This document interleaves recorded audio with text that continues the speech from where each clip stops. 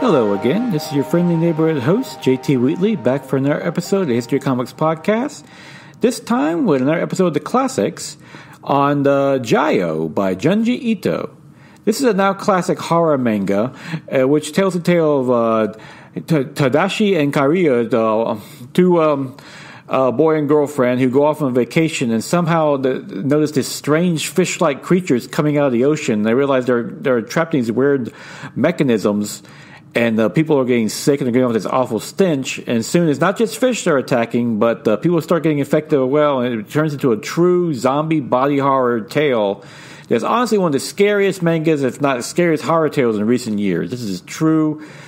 Junji Ito really gets into the true horror of this whole thing, especially like you can actually feel the smell, disgust, and death that emanates off these creatures. And what Tadashi and Kariya go through is just horrifying, to say the least. It's like as they're just trying to survive in what's one of the most monstrous things you'll ever see.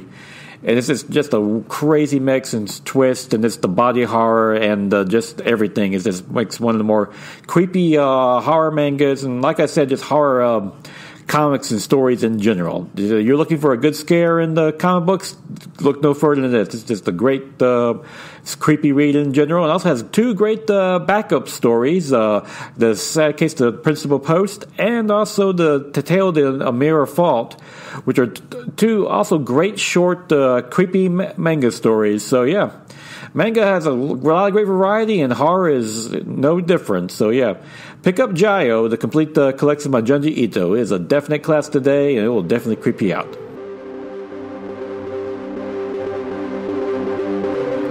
And now it is March 28th, 2020, time for, well, my favorite read of the week. As even though new comic books are back in the stands, nothing caught my eye, and with the recent lost new comics for a while, I've actually kind of enjoyed the habit of picking up a new trade I haven't read in a while, or haven't really gotten around to read. And of all the ones, I picked up a real classic as well, the Saga of the Swamp Thing, Book 1, which collects Saga of the Swamp Thing issues number 20 to 27 from 1984, which featured the debut of Alan Moore as the writer, along with great art by Steven Bissett and John Totleben, in which Alan Moore literally reinvents this classic DC character from the 1970s into a true horror character, most notably in the issue number 21, in which is called Anatomy Lesson, in which his entire origin is reinvented, and Swamp Thing becomes a whole new and very dynamic creature.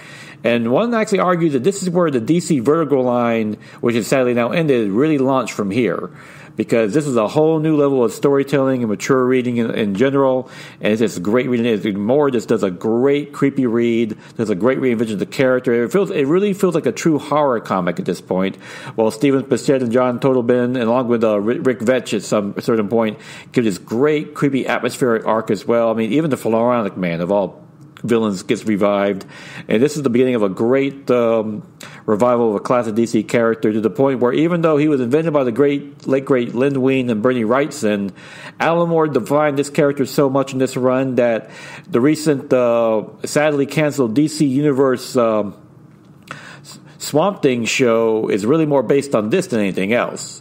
So yeah, this is probably going to have to be this is the first of 6 volumes that collects Alan Moore's entire run from DC, and I'll have to get up all 6 to really do a great classic examination of this too, because this is a great classic run. They're also notable for launching Alan Moore's American career. So yeah, if you're in a comic book story, no new comic books catch your fancy, definitely pick this one up. And also, I'd like to point out that a recent new comic book adaptation, Stargirl, premiered on the CW recently, and I'm really enjoying this show. It's a good old-fashioned, fun superhero show. Brett Basinger is great as a title character. You just enjoy it from beginning to end. I really like her dynamic with her stepdad, played by Luke Wilson. And in many ways, it reminds me a lot of the first season of The Flash, how much fun and dynamic that season was.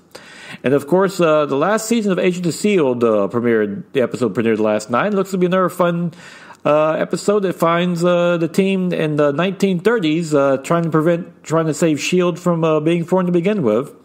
And at this point, the cast has really melded together. Of course, Clark Gregg is great as usual as Coulson. He's easily the reason why you watch the show.